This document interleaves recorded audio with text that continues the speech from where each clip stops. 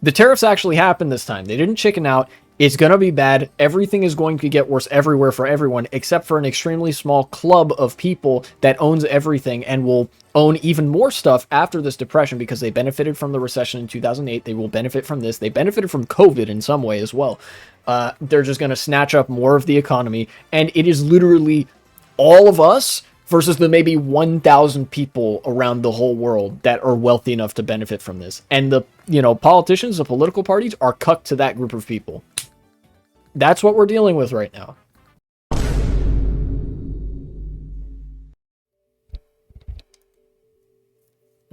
Okay.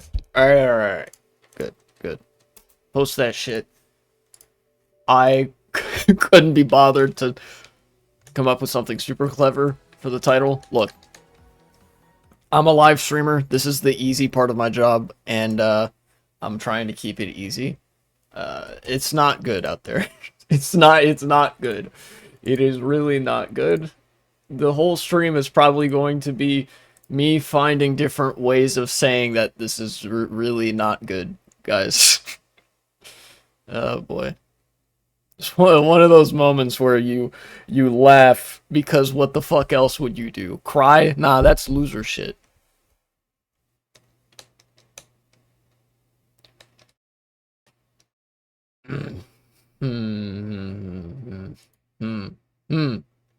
Yeah. One thing that just occurred to me, one thing that had occurred to me this morning as I was checking my news feed and I was looking through it, and you could probably look at my other video about tariffs and it would explain a large part of like what the implications of this are and why it's going to be so bad and like how bad it's going to be. The issue is just in that video, I was like operating on the assumption that the next day the tariffs would happen because I didn't think that they would have like enough space. Hello, Victor Benedetti. It's been a while. Welcome back to chat. In the other tariff video that I made in I think January or early February. Yeah, the time has come, it seems. You could find most of the analysis that I'm probably about to give. The issue was just that I was operating on the assumption that the original date of February something? February 1st or 2nd? I don't remember what the date was. Early February was the date that I was assuming the tariffs were going to go into effect, as were most people assuming that. But then they were like, haha, just kidding. We're pushing them back to March 4th. And then literally, I was up at like midnight last night. It was like 12:15 here. I wrote this in my notes. The March 4th tariffs. Yeah, March 4th is today. I actually don't know, as of writing this, 1.5 hours before they're scheduled to go into effect, if they'll actually be put in effect. This was at like 10:30, 10:45. I wrote that. And then I checked at like 12:15. I was up at 1/4 midnight. I checked. I still couldn't see anything regarding whether or not the tariffs had actually like been implemented. But this morning I checked and I wrote down in my notes, okay, as of this morning, 10:24 a.m. is when I checked this, the tariffs did in fact come down this time. And I saw a post on Blue Sky. We are seeing some very, very immediate effects of this. Here we go. The trade war is on.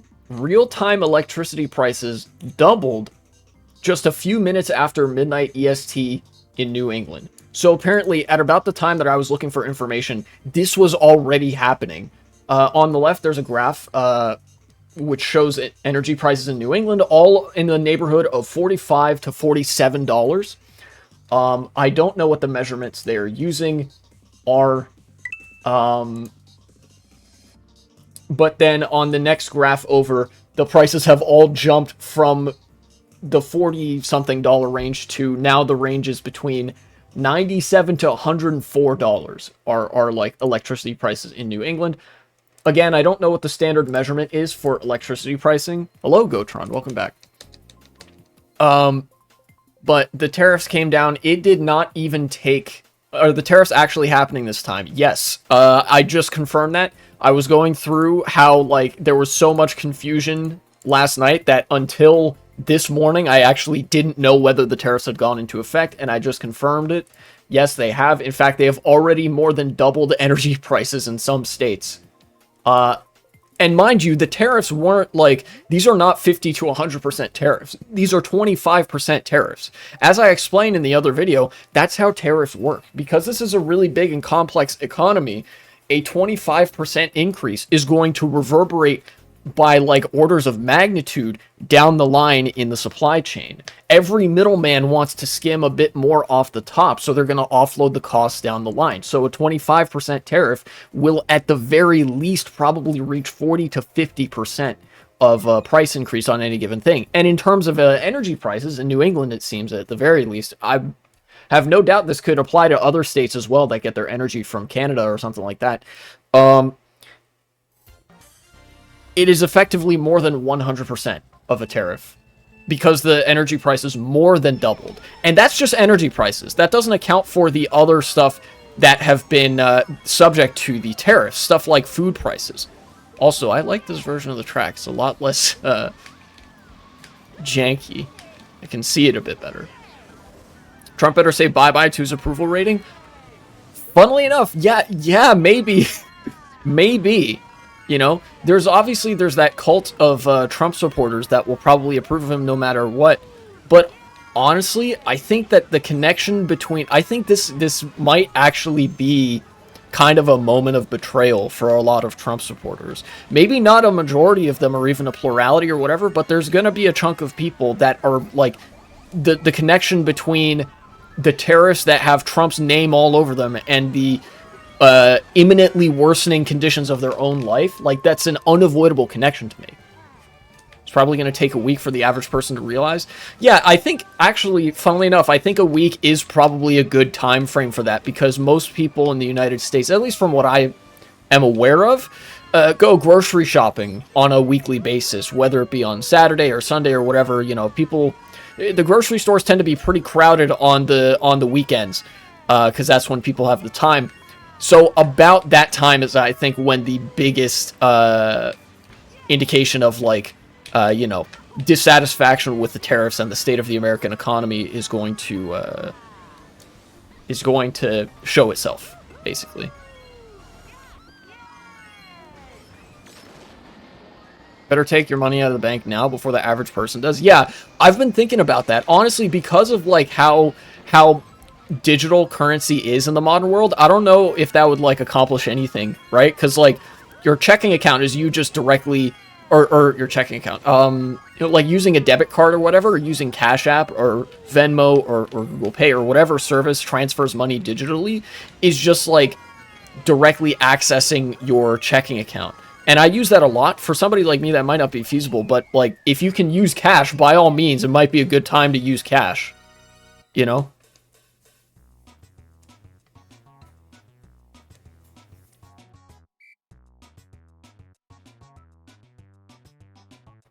I don't know how, I'll see how things pan out. If 99% of my money is cash, well, that's good then, and then you might want to lean into that a little bit harder, because like I outlined the other video, stream, the banks are gonna be shitting themselves pretty soon.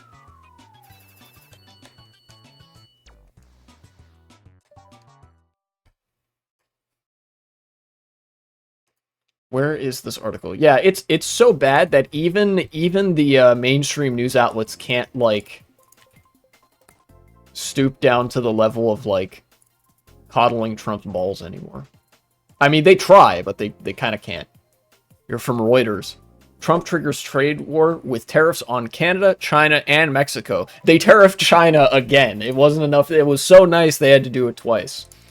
Then there's actually a really funny Guardian article that immediately preceded the tariffs. Washington, March 4th. U.S. President Trump's new 25% tariffs on imports from Mexico and Canada took effect on Tuesday. This was the first article that I found that talked about this, confirming that the tariffs had in fact happened, along with the doubling of duties on Chinese goods to 20% from 10%. So it's an additional 10%. Sparking trade wars that could slam economic growth putting it mildly, and lift prices for Americans still smarting from years of high inflation. Kind of weird choice of words, but yes, this is going to bring stagflation, as in a lot of inflation, but also really stagnant economic activity, because the prices are too high for people to be able to reliably engage with the economy, as would be the case in normal circumstances. This has not been a good week for Trump voters. No, it really hasn't been. It hasn't been a very good 4 weeks, or 5 or 6 weeks for Trump supporters and Trump voters and stuff. You know, we've seen the kind of anger that's erupting at these town halls. And again, most of that anger isn't really being directed at Trump, with some exception. There's one significant exception where Trump's base actually is kind of upset at him. You know, mostly they've been haggling the Republican Party, again, rightly so, for the fucking bullshit that they've been up to, for enabling Elon Musk, for literally trying to do the only thing that they ever want to do, which is cut Social Security, Medicare, Medicaid, and other benefits. But there is one axis along which Trump's base actually does get mad at him, and that's with him labeling himself a king. You know, I don't know why the administration did this. I don't know who thought it would be a good idea, but they've kind of gone a little bit for the soy Warhammer, Trump is the God Emperor framing, and people are like, well, now hold on, I thought we don't like kings in this country. Excuse me, you know. Which has been kind of funny. It is also interesting to see. Yeah, I do think in some ways Trump does think he's untouchable. He just acts like he's the main character, and for the most part, he kind of is the main character. But no, there's that one circumstance under which Trump supporters can actually get mad at him kind of gives me some degree of hope, even if it's not a ton, for the prospect of people not taking an economic depression very well, you know? Anyways. We'll have to see, of course. The tariff actions, which could upend nearly $2.2 trillion in annual U.S. trade with its top 3 trading partners. Guys, the whole GDP of the United States is only 30 trillion. Here, let me look this up. Yeah, it's $27 trillion. So that's 5%, or almost, that's almost 10%. Somewhere 7 to 8% of the whole GDP is gonna be, per year, mind you, is just fucking gone. Which is really bad. Went live at 12:01 a.m. So confirmed, the tariffs did in fact come down the minute after midnight. Exactly when they said they would. They didn't back out this time. Trump declared that all 3 countries had failed to do enough to stem the flow of deadly fentanyl, opioid, and its precursor chemicals into the United States. I guess that's the pretext. At this point, someone's going to tell us America's collapsing, and we'll be like, we already know. Yeah, if you would consult the graphs, please. The West falling, billions dying, something like that. You know what? Fuck it. Maoists are eating good right now. You know, death to AMERIKKKA. You know. Third world ascending or something. I don't fucking know, dude. Dude, one of the things about the tariffs, I mentioned this last time, in the other tariff video, the one where the tariffs didn't actually happen. This is one of the big things about economic instability is that things are, well, unstable. I'm gonna have a hard time saying well, what's gonna happen? I don't know. I know it's probably gonna be as bad as the Great Depression, or maybe even worse if you combine this with the housing crisis, which is something I actually intend to talk about a little bit. Specifically the intersection between those. But beyond that, I can't really say. It's just going to be bad. Everything's going to be more expensive. I don't know. There could be even more shanty towns than we already have in America, which we do have some. It's like, the homeless population has to do something for shelter, otherwise they die. So we might see more of that. We're definitely going to see, all of the economic indicators that indicate the health of a society. Income statistics, union membership, employment numbers, all of that's going to plummet. Same with life expectancy. Life expectancy is going to decrease. That, like, it's just going to be bad. And for once, a lot of times national politics, even for as close as it touches to everybody's life in a legalistic protection sort of sense, like, sometimes it can still seem kind of abstract. You go outside and you can't see that many visible changes in your community, right? Anytime something necessarily happens. This is severe enough. You are going to start seeing visible changes in a lot of towns and cities across America. Like, things are gonna, maybe not like within weeks or months, but like definitely the lack of economic activity is going to start like really hollowing out a lot of places. You're going to start seeing the material fabric of American society deteriorate. Like, to the extent that you go downtown or whatever. The people that say nothing ever changes are always destined to lose. Well, that's the thing, right? Like, the whole nothing ever happens is not meant to be applied always literally to everything, but it refers to a set of incentives that when something like this happens, it would be disastrous. So usually the incentives are aligned for nothing to happen, for business to continue as usual, because that is a stable state of affairs, right? The difference now is that there's an incentive, like, the confounding incentive there is that, like, there's a small club of people, and when I say small, I mean it, like, maybe 1,000 people worldwide, tops. It's not many people that are wealthy enough to benefit from crises like this. Democrat. Oh, I'll get to that in a second, Gotron. Don't you worry. I've seen that. That very small club. George Carlin, a famous comedian, said, like, it's a big club and you ain't in it, talking about, like, I don't know, the upper crust. The one thing he got wrong is the club's not that big. It's been getting smaller for some time. That club stands to benefit from this because, when everybody loses, anybody who has money can just come in and buy all that shit. What do you think is going to happen when people lose their jobs, when people lose their houses, when people get evicted from their apartments and whatever, and when, like, the economy gets hollowed out and, like, there's all this boarded up shit? That presents an opportunity for some rich mogul to come by and buy it. So they come and buy all the shit. And then when the economy bounces back in a relative sense, now they own everything, even more than they did before. It's what happened after 2008. The difference was that, like, fucking 2008 was an accident. That happened just because, the bankers and financiers and the owning class were really dumb and have no idea what they're doing. What they learned from that is, oh, we could just do this on purpose and get money. So this time they're doing it on purpose. It wasn't an accident this time. That's the difference.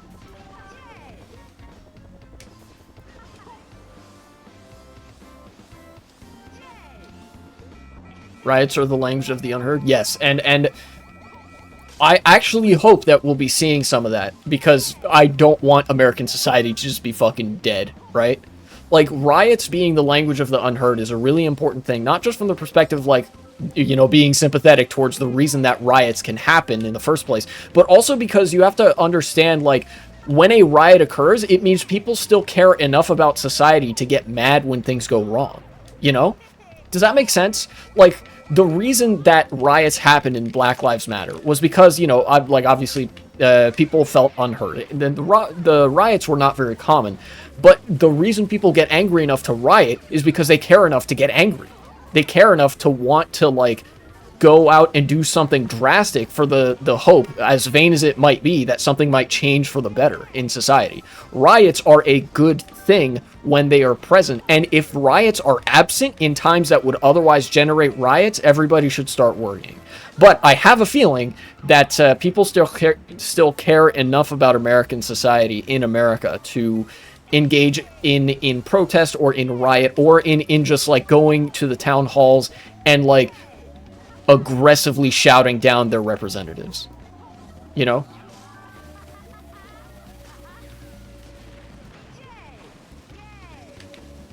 Billionaires are like Dr. Robotnik from Sonic. I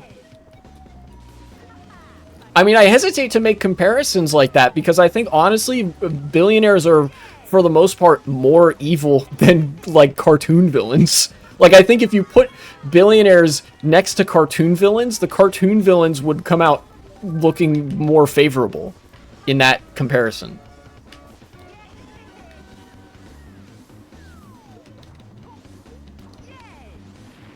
The rules be like, you can't riot, that's not civil enough. Maybe the politicians.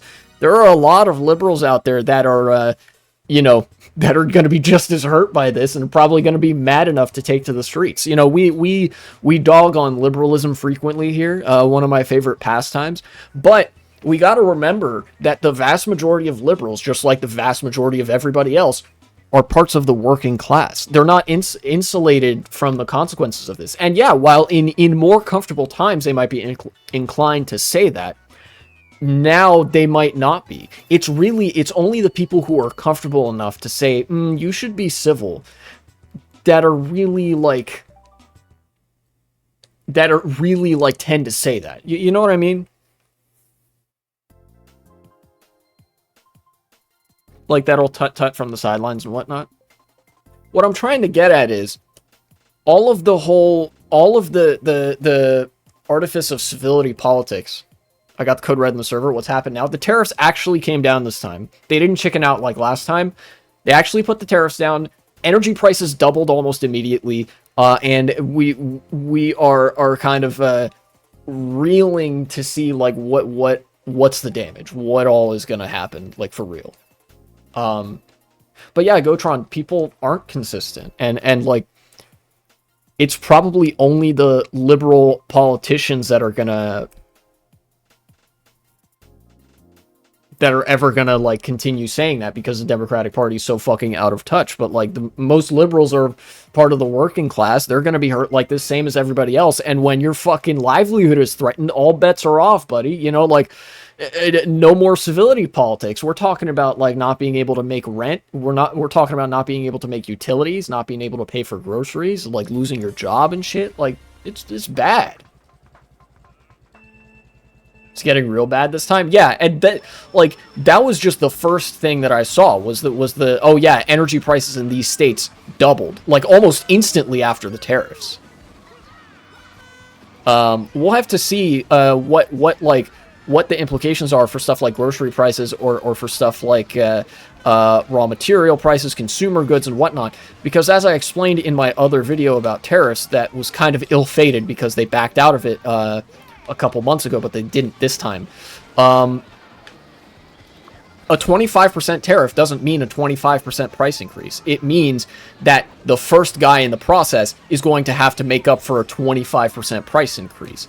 That means they're going to pass it on to the next guy in the process. Maybe they want to make the 5% profit, so they raise prices 30%. The next guy has to raise prices above that 30% line. Maybe they raise prices 40%. The next guy raises them 50%, 60, 70%. The economy is so complex with so many middlemen. By the time you see the consequences of tariffs in your daily life, it's likely that there's up to a 100% price increase. And like, it is not going to be limited to 25% of a price increase on everything, by the way, from rent to food to utilities to fucking gasoline for people's car or whatever to like ride fares and whatnot. And even just 25% of a price increase across the board is ruinous. People already can't afford stuff.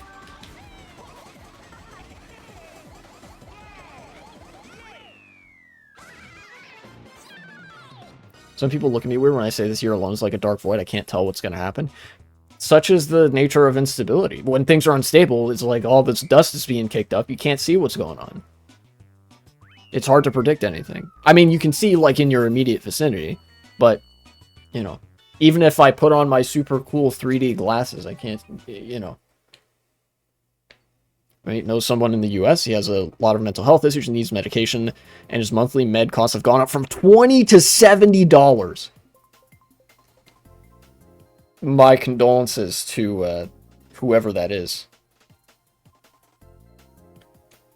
Spider-Man, help me, my egg costs twice as much. Yeah, Trump take egg? Trump take egg? He took the egg, finally? Yeah, even if it was just 25%, that's enough to destabilize a lot of people's financial situations. I remember this is an infamous statistic from 2018, I believe, that fucking 60% of Americans couldn't afford so much as a $400 shock. You know? 60% of Americans couldn't afford that in 2018. We've had a whole pandemic and, like, economic downturn since then. And things have not gotten better for the working class, apart from the uptick in unionization that started in 2023. People can afford even less now than they could at the time that article was written, at the time that was published. You know? It's gonna be bad. And of course, a lot of people in the United States, because we have a debt economy, a lot of people are already in debt. A lot of people already can't afford basically everything. You know?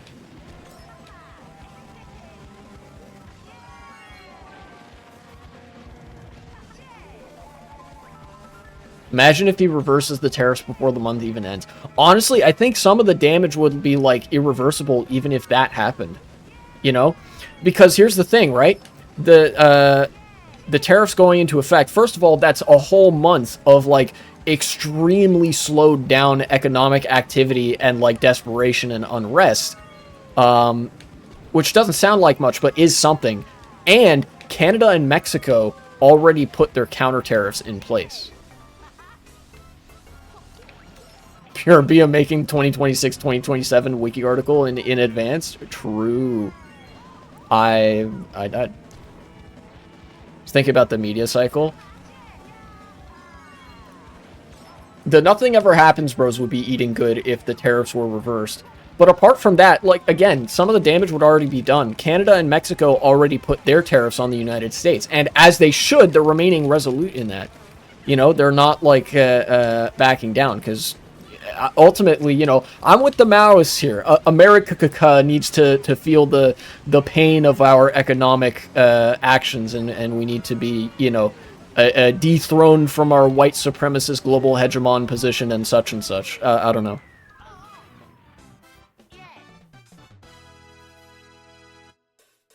Like, the economic situation in the U.S. reaches mass extinction levels of bad. It's going to get really bad here in Europe, too. Yeah, it's like Star Wars. Someone needs to stop the Empire. People have invoked Nazi Germany here. Like, you know, in the lead up to World War II, how much economic retaliation and suffering would have been justified to prevent Germany from being very, like, militaristic and expansionist in Europe. And the answer is a fucking large amount of economic suffering and retaliation, you know? But yeah, this, you know, this doesn't just have implications for the United States. This has implications for everybody. Because effectively what this is with, you know, these tariffs is the United States kind of severing our previous trade connections with every country in the world. You know? Because the economy is so big and so complicated, us tariffing our three biggest trade partners doesn't just mean that that has implications for us and our three biggest trade partners. They do trade with everybody else, so do we. Europe is gonna hurt because of this. China's gonna hurt because of this. I know he said, you know, China smiling in the corner. You know, Top G, he wins by doing absolutely nothing. But like, China's gonna feel some really bad consequences from this as well.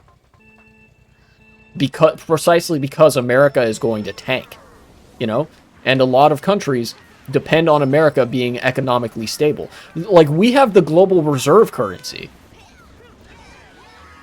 Imagine how bad the depression was in the 1920s and 30s. How much worse it's going to be now that the U.S. is like at the head of everything. Now that we have a really, really integrated world economy, more so than back then, and now that the U.S. dollar is the global currency of business. That's like what everybody stores their wealth in.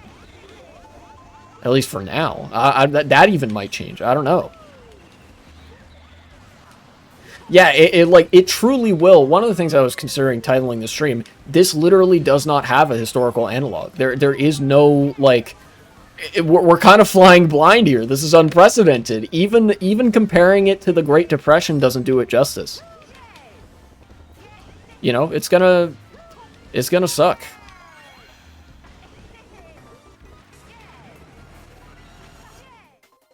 Oh yeah, here we go. Yeah, you were Gotron. You were mentioning that the Democratic Party is are you enjoying your last days of peace? Kind of. I mean, they haven't exactly been peaceful. I've had a lot of work to do. You know.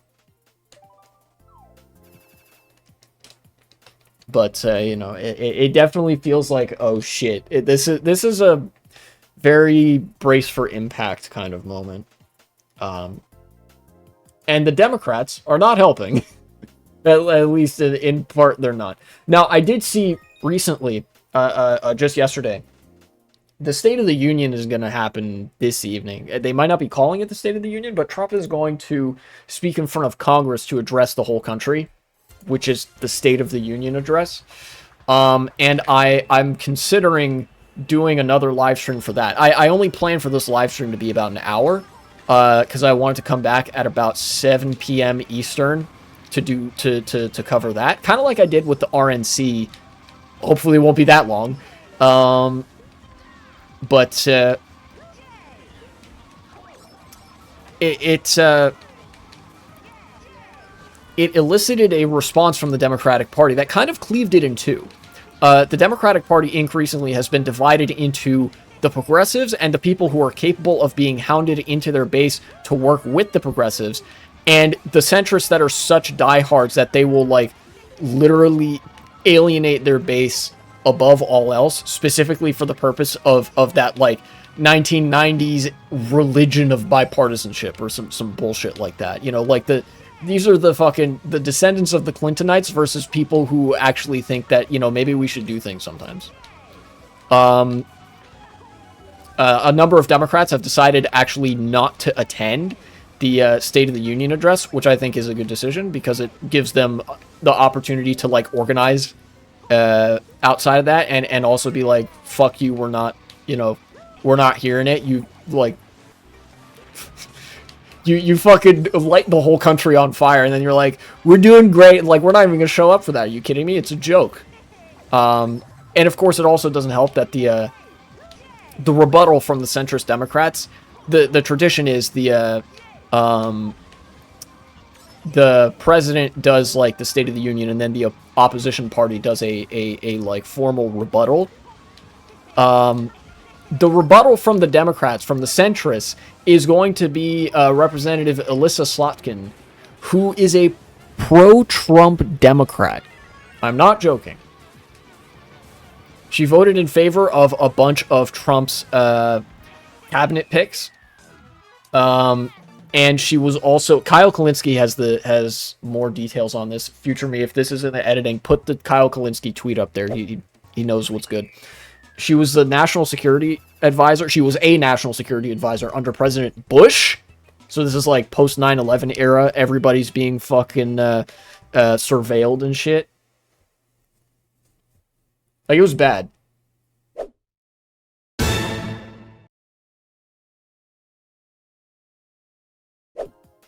I know this has drifted into me psychosexually analyzing conservatives, but remember, all politics is sex, and all sex is politics, and shit like that.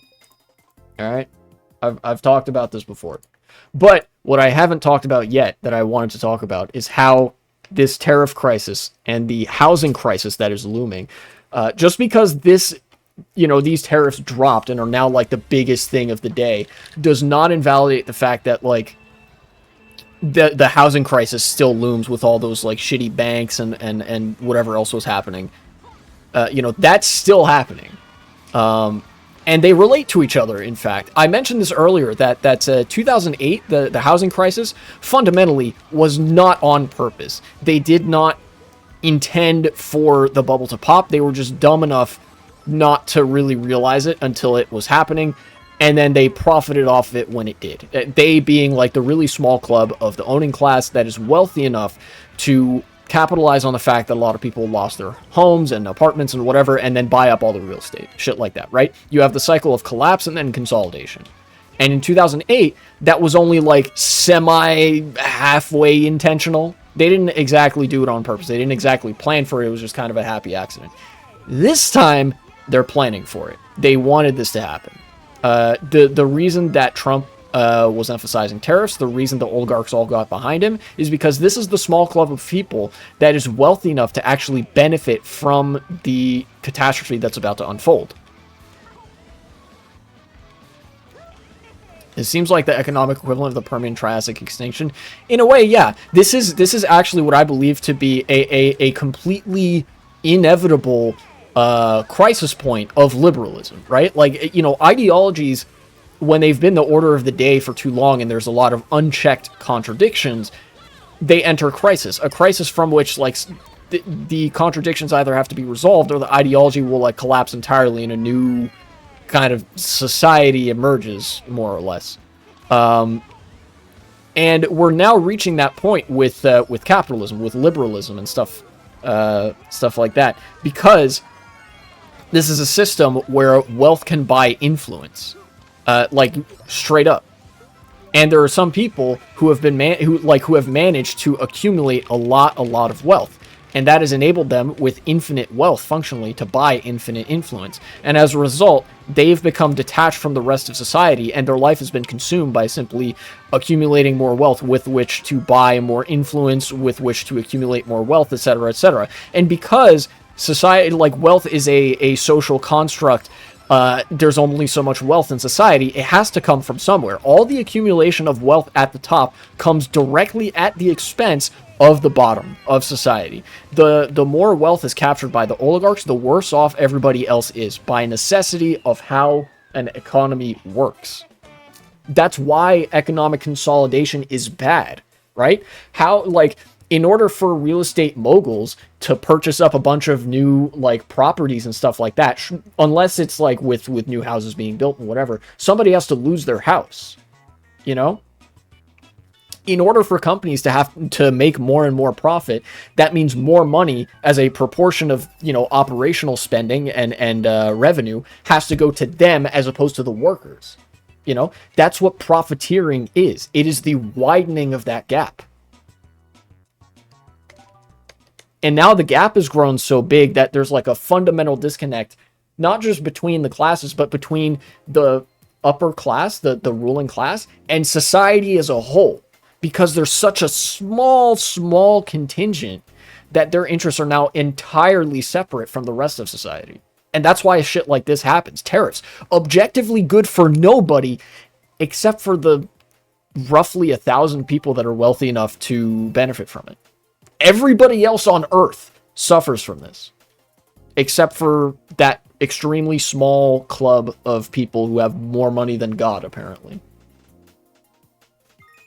This is why I've been telling people for the last year that free market capitalism is a really dumb way to run the economy, because wealth gradually stops circulating. That leads to economic stagnation. Yeah, and that's another part of why this kind of consolidation is so bad, because this consolidation also necessarily means now there's that much more wealth that isn't circulating. There's that much more activity that's not happening. Economies are healthy when people are doing things, when wealth is circulating, when people are spending money and have money to spend and are, like, engaging with society. You know, it's pretty straightforward. Damn, that's crazy. Society really do be healthy when people be engaging with the society.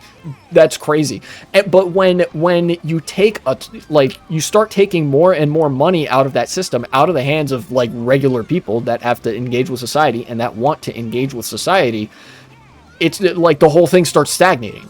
You put it into the hands of these rich fucks who are just going to sit on it, and now that's money that's no longer moving around. That's activity that's no longer happening. You know, people can't do shit anymore because everything costs money, but nobody has money, and everybody's about to have even less money. Does that make sense?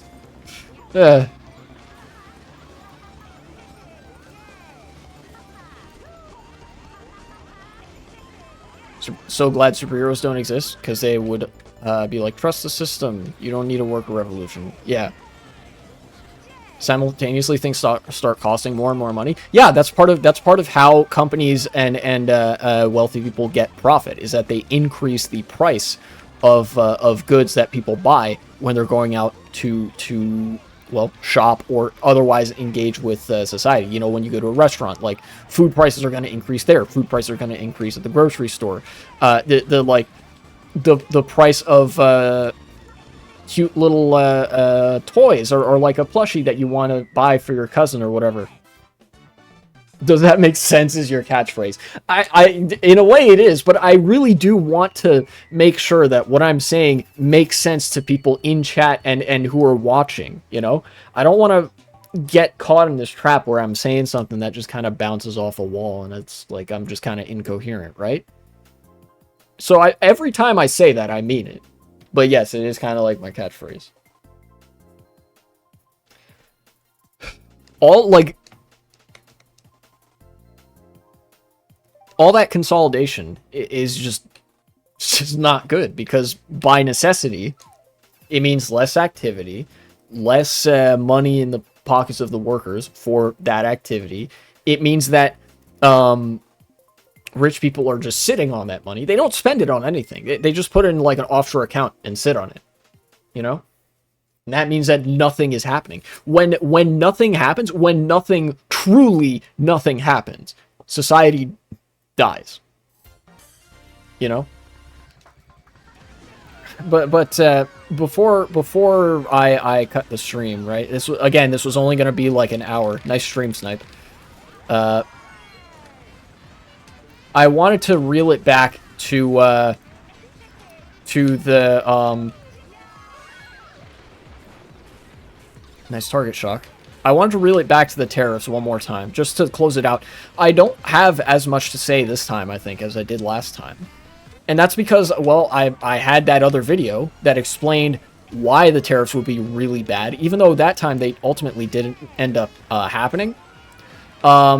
You know, not much has changed since then, ultimately. But it's just, what do I say beyond, like, this is going to be really fucking bad? And it's like an opportunity for the wealthy class to consolidate more wealth at the top. Like, that's what it is, ultimately. Like, at the end of the day, that's all I can really say about it, you know?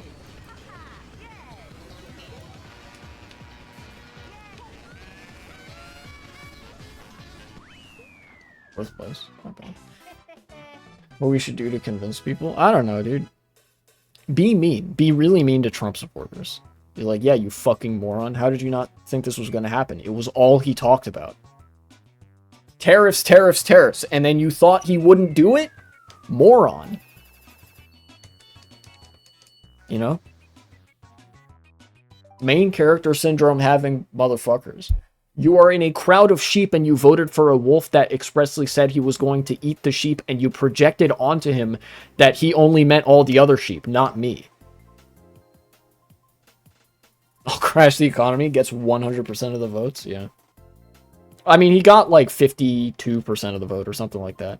The margin he won by wasn't huge, but there was this weird effort on the part of the Democrats, of all people, to create the narrative that that Trump had this overwhelming popular mandate. I guess it was just a chance for the Democrats to wallow in their own defeat some more, so they took it. But like, yeah. Democrats think non-voters don't exist. Well, that's the thing, right? Democrats think voters don't exist. The Democrats suffer from this weird political brain disease where Bill Clinton is like their prophet or some shit like that.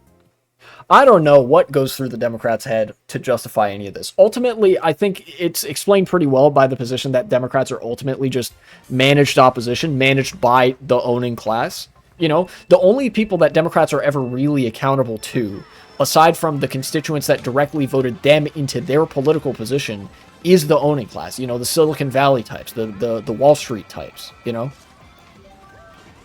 And all of the strategy that the Democrats went to, the horrible, god-awful strategy that the Democrats went to to you know, run to the center to campaign with Liz Cheney was all because they wanted that Silicon Valley and Wall Street money. None of that was because of anything like that they imagined the base would say. In fact, I think they just tried to manufacture that consent onto their base. They like tried to project that, oh, the people want this, and then they like had a hard time figuring out which group of people they could pin the blame on, and eventually settled on the left because the left has no institutional power. So they're like, you know, we lost and it's the left's fault, despite the fact that it literally was not. Probably to convince people their messaging wasn't that bad. Yeah, it was something like that. You know, the Democrats never want to take any responsibility for anything at an institutional level. You know, they you know, them being extremely abstemious and unwilling to do stuff includes them not wanting to acknowledge that they ever made any mistakes, you know?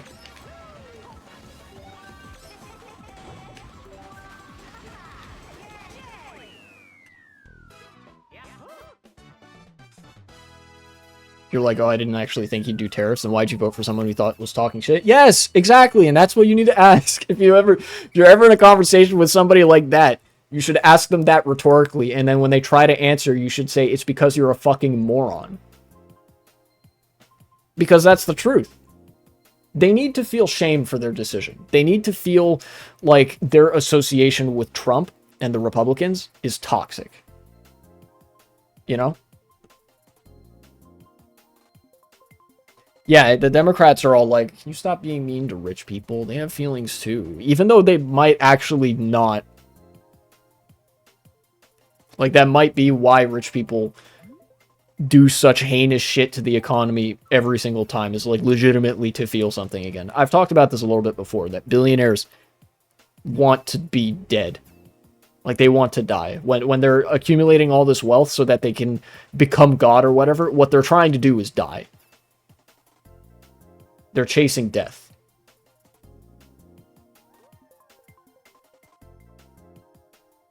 But yeah, what was I talking about? Oh yeah, the Democrats and how much fucking, how much they suck. Yes, I am going to find a way to talk shit about Democrats in a segment about Trump's tariffs. You can do nothing about this. I will keep doing it. Thank you. Maoists eating good.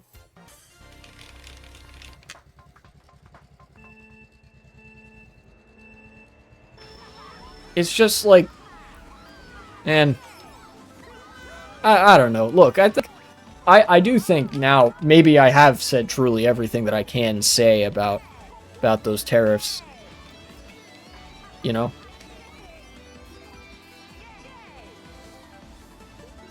And I mean, to be fair, as much as it's weird for me to say this, to be fair to the Trump supporters, it's not like the Democrats put up a compelling alternative to what Trump was saying, right?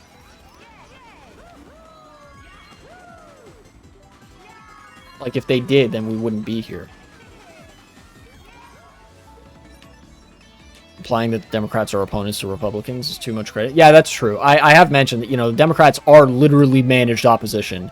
You know, they are managed by the same set of interests, ultimately, that manages the Republican Party.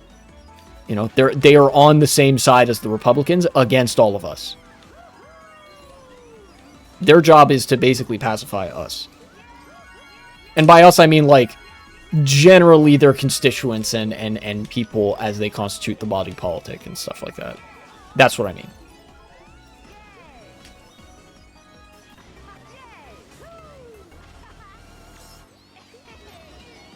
Yeah, there's two parties, the working class and the rich, and only one of them has representation in politics, and that's the rich. Also, Evan, you stream sniping fuck. I'm actually, like, because of what I'm talking about, I am actually getting a little bit tired of everybody stream sniping today specifically. Like, you picked the wrong day.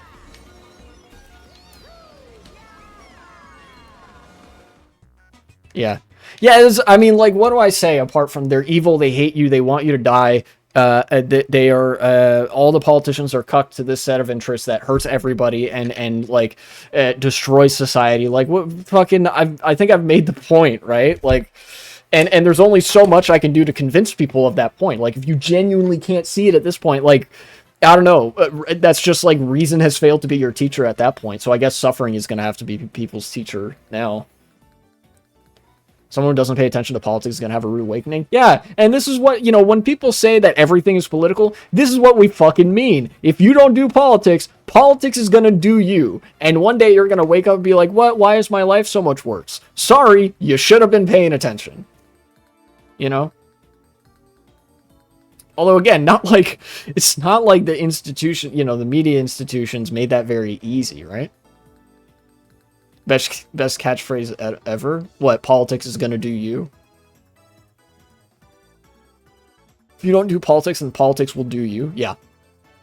It's true. It has been true throughout all time. Politics is literally the channel through which people engage with society and determine, like, resource distribution, whatever the fuck. Right? Okay. Look, because I feel like at the end I was kind of winding, so I'll do a quick recap of what I talked about on stream. Just as a quick little ending bit. I don't know. If you want to clip this, you can clip this. The tariffs actually happened this time. They didn't chicken out. It's going to be bad. Everything is going to get worse everywhere for everyone, except for an extremely small club of people that owns everything and will own even more stuff after this depression because they benefited from the recession in 2008. They will benefit from this. They benefited from COVID in some way as well. They're just going to snatch up more of the economy, and it is literally all of us versus the maybe 1,000 people around the whole world that are wealthy enough to benefit from this. And the, you know, politicians, the political parties are cut to that group of people. That's what we're dealing with right now. Don't forget about the police. Yeah, that's true. The police, the job of the police is to defend the interests of those, like, 1,000 people. Insofar as they manifest at, like, a street level, which means breaking strikes. You know, if stuff gets too bad, the police will just live at the rich houses, like if they're butlers. Yeah, probably. We'll see. I mean, there have been instances in other countries and throughout history where even the police have turned on the government for not being capable of meeting their needs. But typically, in cases like that, you know, like, I think we saw an article to this effect in Argentina.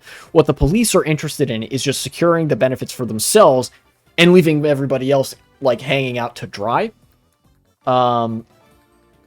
So even then, they distinguish themselves from the rest of the working class, but it is not altogether impossible that circumstances get so dire that even the police are affected very negatively. But because of how cowardly and incompetent the police are, I genuinely don't think they're particularly capable of putting down mass civil unrest in a meaningful way, you know? Like, the most they can do is just perpetuate, like, a Streisand effect. I mean, we saw how poorly they were able to deal with the fucking Super Bowl crowds, right? Wonder how the economic crash will affect media? I don't know. That's a good question. If anything, I feel like the consolidation cycle that's going to ensue would eventually result in the media getting more and more propagandistic and right-wing. But I'm not entirely sure. One thing I do know is that, like, this isn't going to be good for independent media online, like actual left media.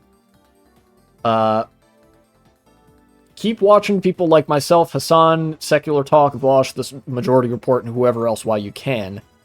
Because I think we're about to realize how impermanent some of that stuff might have been. Anyways. Thanks for watching, and support the channel if you would be so kind.